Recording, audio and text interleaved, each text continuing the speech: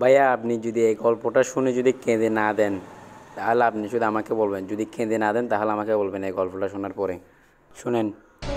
আজ শেষবারের মতো সেই গানটা শোনাবা? শেষবার বলতেছো কেন? এরপর থেকে আমি আর শুনতে চাইবো না, তাই।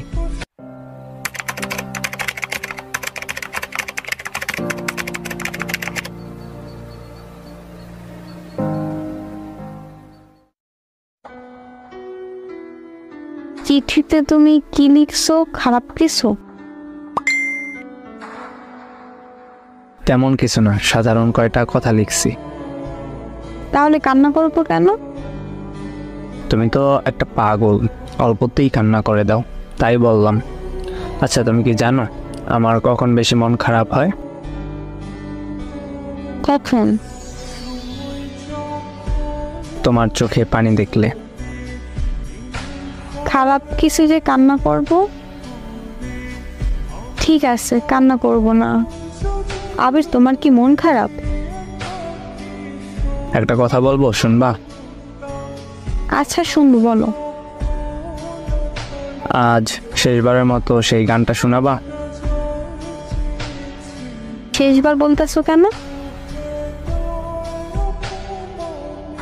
এরপর থেকে আমি আর শুনতে চাইবো না, তাই। কেন?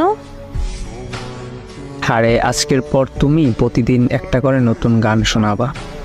এক গান কতদিন ভালো লাগে বলো? ও আচ্ছা। হ্যাঁ, মন খারাপ করবা না কখনো। মন খারাপ করব কেন? না, এমনিতেই আর কি বললাম। তোমার কি হয়েছে আমাকে বলো প্লিজ। আরে পাগলি, তেমন কিছু না।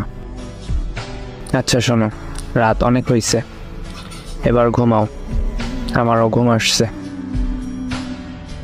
আচ্ছা ঠিক আছে, তুমি ঘুমাও। শোনো, বলো।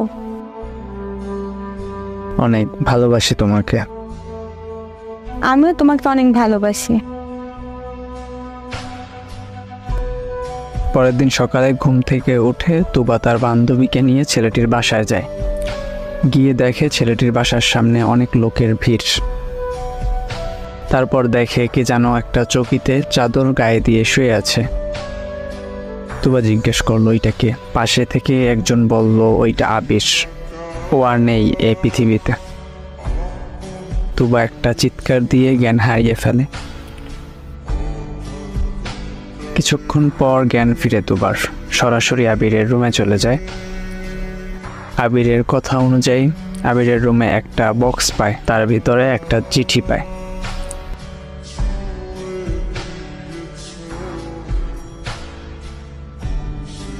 তুবা, আমি জানি তুমি কান্না করছো, তুমি তো জানো তোমার কান্না আমার সবচেয়ে বেশি কষ্ট দেয়।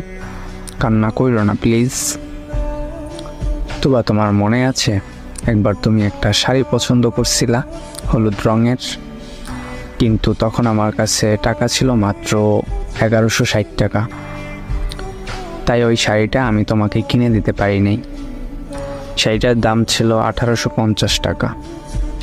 কাল আমার হাতে যখন টাকা পেলাম তখনই তোমার সেই শাড়িটার কথা মনে পড়লো। অনেক খোঁজাখুঁজি করার পরে শাড়িটা পেলাম।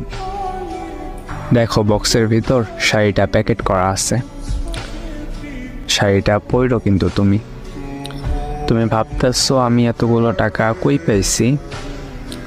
আশরাফ খানকে তো চিনোই তুমি, তোমার বাবার পরিচিত উনি একটা ভয়ঙ্কর ওষুধ তৈরি করেছেন, যেইটা সামান্য মাত্রায় কোনো মানুষের শরীরে দিলে 8 ঘন্টার ভিতর মৃত্যু নিশ্চিত।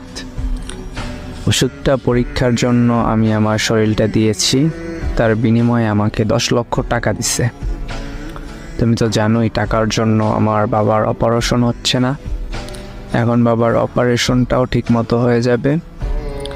সারা জীবন তো তাদের বোঝা হয়েই কাটিয়ে দিলাম। এই একটা সুযোগ পেলাম কিছু করার, তাই আর কি। তবে তোমার অনেক কষ্ট হচ্ছে তাই না? জানো তোমাকে নিয়ে স্বপ্ন ছিল সুন্দর একটা সংসার হবে আমাদের, আর দেখো স্বার্থপরের মতো তোমাকে একা রেখে চলে আসলাম। তুমি আমাকে একদম মনে রাখবে না, বুঝলা? আমাকে একদম ভুলে যাবা তুমি। আমি তোমাকে দেখব ওই দূর আকাশ থেকে। ভালো থেকো আমার ভালোবাসা। তোমার আবির।